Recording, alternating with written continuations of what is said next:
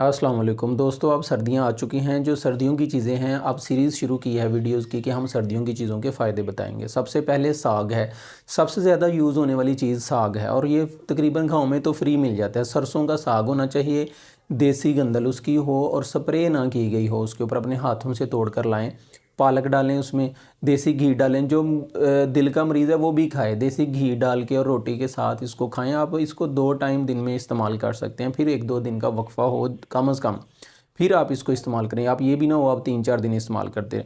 अब फ़ायदों की बात करते हैं। एंटीऑक्सीडेंट से ये भरपूर है। विटामिन ए है, विटामिन ई, विटामिन के और विटामिन सी इसके अंदर मौजूद है। अब ये क्या करेंगे, ये एंटीऑक्सीडेंट्स हैं, ये फ्री रेडिकल्स को रिमूव करेंगे। फ्री रेडिकल्स हमारे सेल्स को तोड़ने का बायस बनते हैं, ये उनको हटाएंगे। दूसरे नंबर के ऊपर ये हमारे जोड़ों की दर्दें जो हैं, ये इन्फ्लामेशन जो है इसको ख़त्म करेंगे। ब्लड प्रेशर को कंट्रोल करेगा ये एंटीऑक्सीडेंट्स, और शुगर को भी कंट्रोल करेंगे और कोलेस्ट्रॉल भी कंट्रोल होगा, यानी कि ये एंटी इन्फ्लामेटरी प्रॉपर्टीज़ का भी हामिल है।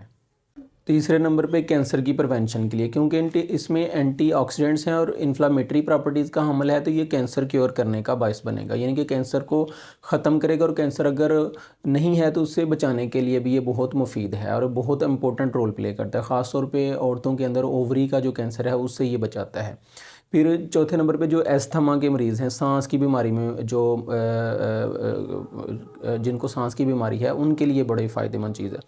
अब इसमें ये सांस की नालियों को खोलता है। इसमें है जो सांस की बीमारी एस्थमा, जिसे स्टेटस एस्थमेटिकस कहते हैं, हिस्टामीन की मकदार बहुत ज़्यादा होती है इन पेशेंट्स के अंदर। ये हिस्टामीन की मकदार को कम करेगा, क्योंकि इसमें विटामिन सी है और विटामिन सी ही हिस्टामीन को कम करेगा, तो सांस की बीमारी से भी बचा जा सकता है।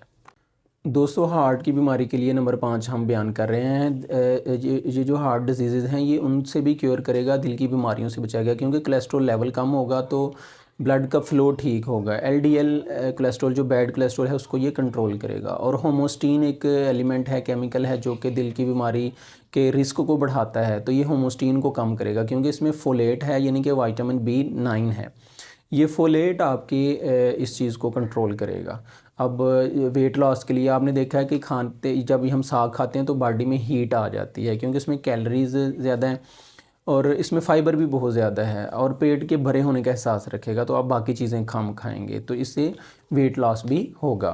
तो ये वो 6 फ़ायदे थे जो आप साग फ्री में खा के हासिल कर सकते हैं। सर्दियों में बिल्कुल साग को बाइकआउट करने की ज़रूरत नहीं है, आप खाएँ। देसी घी डालें और साफ़ सुथरा बेहतरीन सा इंजॉय करें इसको, और इससे इंजॉय भी किया करें। जिस चीज़ को आप इंजॉय करते हैं इसके फ़ायदे समझ लेते हैं, फिर वो बॉडी के ऊपर ज़्यादा अच्छा असर डालती है।